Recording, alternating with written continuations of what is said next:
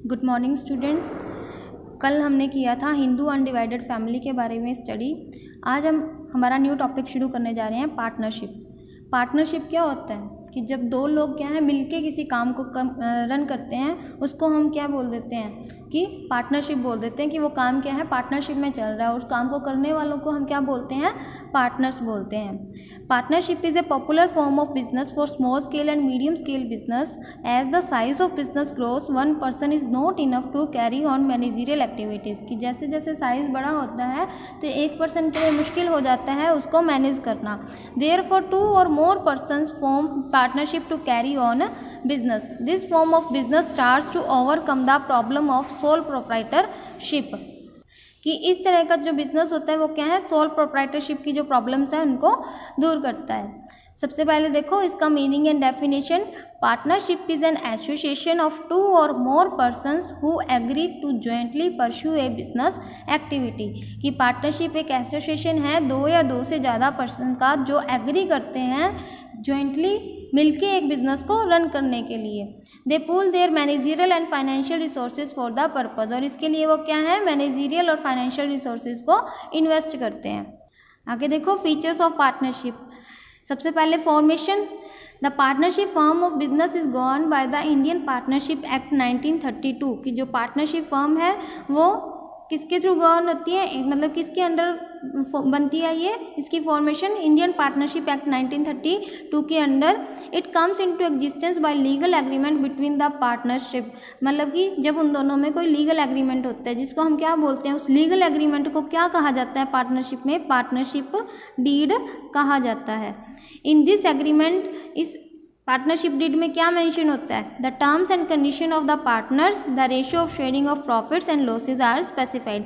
कि जो terms and conditions उन दोनों ने पार्टनरशिप करते टाइम रखी वो सभी इनमें मेंशन होती हैं, और जो प्रॉफिट एंड लॉस जो उनकी शेयरिंग रेशियो है वो भी इसमें मेंशन होती है। The partners must enter into an agreement for carrying a lawful business run with the motive of earning profit. कि जो पार्टनर्स हैं वो एग्रीमेंट में मतलब कि किस लिए एंटर होने चाहिए, वो किसी लॉफुल बिजनेस को रन करने के पर्पज से उन दोनों में ये कॉन्ट्रैक्ट या एग्रीमेंट होना चाहिए। ऐसा नहीं है कि वो कोई रॉबरी करने के मोटिव से या गैम्बलिंग के मोटिव से ऐसा कुछ कर रहे हैं तो वो पार्टनरशिप नहीं होगी। अगर दो पर्सन्स मिलके क्या है कोई चैरिटेबल ट्रस्ट के लिए काम कर रहे हैं तो वो भी पार्टनरशिप नहीं होगी। आगे है लायबिलिटी। जो लाइबिलिटी है पार्टनरशिप फर्म में वो मेंबर्स की अनलिमिटेड लाइबिलिटी रहती है। ठीक है, मतलब कि अगर वही बात है जैसे सोल प्रोप्राइटरशिप में था कि अगर हमारे जो लॉसेस हैं या कोई डेट्स हैं वो रिकवर नहीं हो पा रहे तो हमारी पर्सनल प्रॉपर्टी को सेल करके भी उसको जो हमारे कंपिटिटर्स हैं या डेटर्स हैं क्रेडिटर्स हैं वो उसको रिक्वायर कंप्लीट कर सकते हैं। ठीक है, तो ऐसी लाइबिलिटी पार्टनरशिप फर्म में भी जो लाइबिलिटी होती है पार्टनर्स की वो अनलिमिटेड होती है। कि अगर क्या है कि at the time of loss if the firm's assets are not sufficient to pay back the debts, की लॉस के टाइम अगर फर्म की जो एसेट्स हैं वो काफ़ी नहीं है देन क्रेडिटर जो क्रेडिटर्स हैं वो हमारे वो पर्सनल प्रॉपर्टी में से क्लेम कर सकते हैं। आगे है risk bearing. The partners of the partnership firm shares the profits of the firm in the ratio specified in the agreement। कि जो प्रॉफिट शेयरिंग रेशियो होती है इनकी एग्रीमेंट में मेंशन होती है कि किसको कितना पार्ट मिलेगा प्रॉफिट्स का। अगर ऐसा कुछ मेंशन नहीं होता तो जो प्रॉफिट्स या लॉसेज होते हैं वो इक्वली डिवाइड होते हैं। Decision making. All the partners are allowed to manage the partnership firm. They may specify the work area of each partner in the partnership deed also. कि जो सारे पार्टनर्स हैं वो मतलब कि सभी क्या लायबल होते हैं पार्टनरशिप फर्म को संभालने के लिए, और वो क्या है अपना अपना वर्किंग क्राइटेरिया क्या है वो मेंशन कर सकते हैं पार्टनरशिप डीड में कि वो कहाँ कहाँ किस किस चीज़ के लिए लायबल हैं, किस किस वर्किंग के लिए। Generally day to day management is carried on by one or two partners where as for crucial decision अगर कोई इंपॉर्टेंट डिसीजन लेना है तो वो उस टाइम सभी पार्टनर्स का होना नेसेसरी होता है। आगे continuity. The partnership firm continues till the all the partners desire to continue it. कि जब तक सारे पार्टनर इसको चलाना चाहें तब तक ये कंटिन्यू हो सकती है। लीगली वैसे ये कब मतलब कि बंद होने की स्टेज पे आती है, जब कोई पर्सन इसमें से हमारा पार्टनर रिटायर हो जाता है, डेथ हो जाती है, या हमारी जो पार्टनरशिप फर्म है वो इंसॉल्वेंसी की कंडीशन में होती है, दिवालिया मतलब कि निकलने की सिचुएशन होती है कि हम हमारे जो डेट्स हैं उनको पे नहीं कर पा रहे, ठीक है, या हमें इवन हमारी कॉस्ट भी रिकवर नहीं हो रही, उस टाइम हम क्या है इस पार्टनरशिप को क्लोज कर सकते हैं। और बट ये कंटिन्यू भी रह सकती है, अगर मान लो किसी एक पार्टनर की डेथ हो गई तो हम पार्टनरशिप को कंटिन्यू, बाकी जो पार्टनर्स हैं अगर वो कंटिन्यू करना चाहते हैं वो कंटिन्यू कर सकते हैं, जो पार्टनर जिस पार्टनर की डेथ हुई है उसके रेशो को मतलब कि एडजस्ट करके। आगे है number of partners. The minimum number of partners to form a partnership firm are 2 and maximum as per section 464 of companies act 2013 is 100 subject to the number prescribed by the government, कि कम से कम 2 तो होने चाहिए और maximum मतलब कि इस एक्ट के अंदर कितने हैं 100 at present as per rule 10 of companies act, और प्रेजेंट में मतलब कि कंपनीज एक्ट 2014 के अकॉर्डिंग मैक्सिमम नंबर जो गवर्नमेंट के अकॉर्डिंग कितने होने चाहिए 50 होने चाहिए। आगे देखो mutual agency relationship. Mutual agency relationship मतलब कि ये म्यूचुअली जो एग्रीड होते हैं। अब मान लो कि पार्टनर्स कई सारे हैं बट उसमें से अगर एक पार्टनर क्या है कोई भी डिसीजन मेकिंग कर रहा है या आउटसाइडर जो पार्टी है उसके साथ कोई कॉन्ट्रैक्ट में आ रहा है, तो बाकी के जो पार्टनर्स हैं वो म्यूचुअली क्या है उस पार्टी के साथ कॉन्ट्रैक्ट में आ जाएंगे, ठीक है। Every partner is the owner as well as the agent of the firm and agent of the other partners. The acts of one partner are binding on other partner, कि एक partner कोई भी काम करेगा तो वो सभी पे अप्लाई होगा।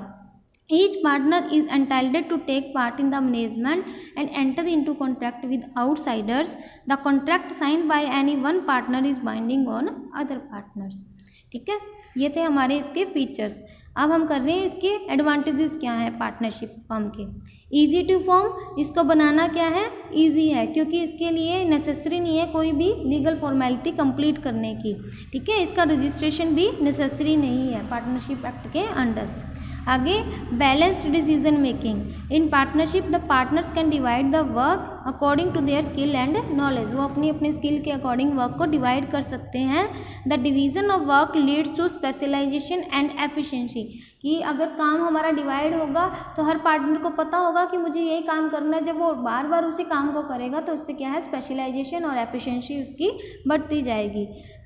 आगे देखो लार्जर फाइनेंशियल रिसोर्सेज। अब एक पर्सन होता है तो उसके पास लिमिटेड रिसोर्सेज होते हैं इन्वेस्ट करने के लिए, बट अब क्या है पार्टनरशिप फर्म में क्या है सारे पार्टनर्स क्या है इक्वली क्या है कंट्रीब्यूट करते हैं, मतलब कि कुछ ना कुछ अमाउंट कंट्रीब्यूट करते हैं।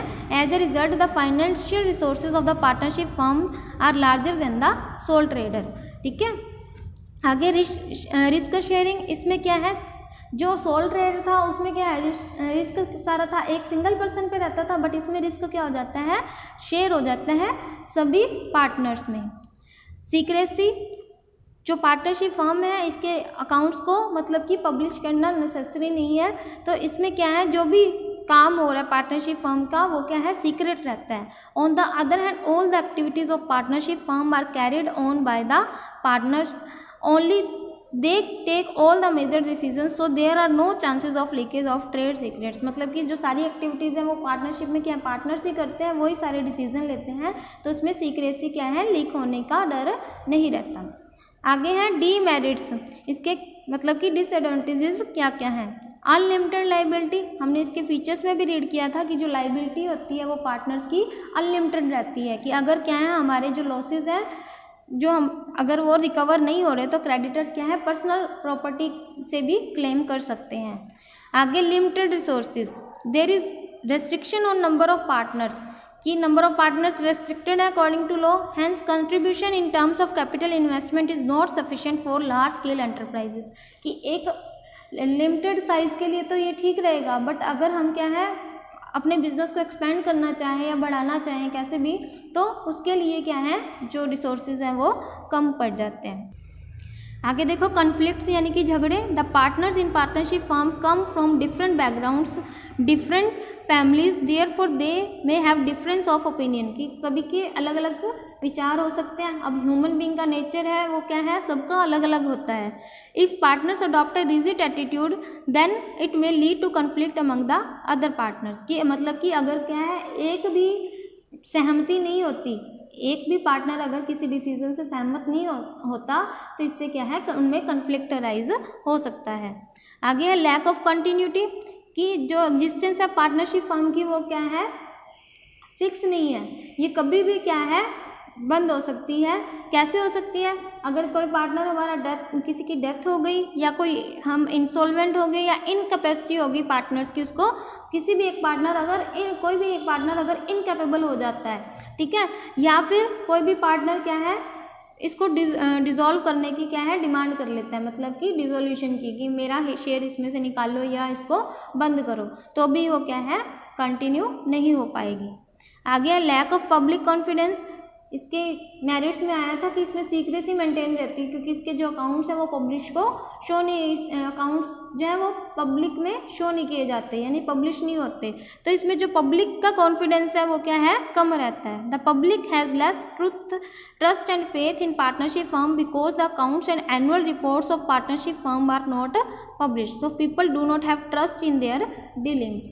आगे risk of mutual agency, risk of mutual agency, इसके फीचर में आया था कि म्यूचुअल क्या रहती है इसमें, म्यूचुअल एजेंसी रिलेशनशिप, कि इसमें एक पार्टनर के अगर एक पार्टनर क्या है किसी के साथ कॉन्ट्रैक्ट में आता है तो बाकी सारे लीगली क्या है उस आउटसाइडर के साथ कॉन्ट्रैक्ट में आ जाते हैं। तो इसमें क्या है क्या है रिस्क ऑफ म्यूचुअल एजेंसी, कि अब कोई आउटसाइड पार्टी के साथ क्या है एक पर्सन आया तो रिस्क क्या बाकी सबको हो जाता है, कि हो सकता है कि जो पर्सनली मतलब कि एक पार्टनर है वो आउटसाइड पार्टी के साथ कोई डील कर रहा है तो वो क्या है अपने पर्सनल प्रॉफिट के लिए भी कर ले, ठीक है, तो इससे क्या है बाकी सभी को नुकसान हो सकता है। The contract signed by any one partner is binding on other partners due to principle of mutual agency.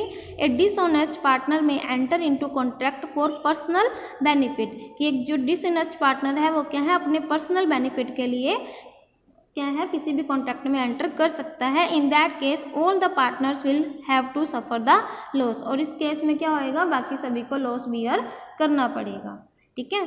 ये था हमारे पार्टनरशिप फर्म के बारे में, उसके फीचर्स, उसके मेरिट्स और डीमेरिट्स। आज का टॉपिक यहीं तक, कल हम आगे रीड करेंगे पार्टनरशिप फर्म्स के आगे टाइप्स क्या क्या हैं, ठीक है। So read it carefully and if you have any kind of doubt you can ask me by text or call. Thank you.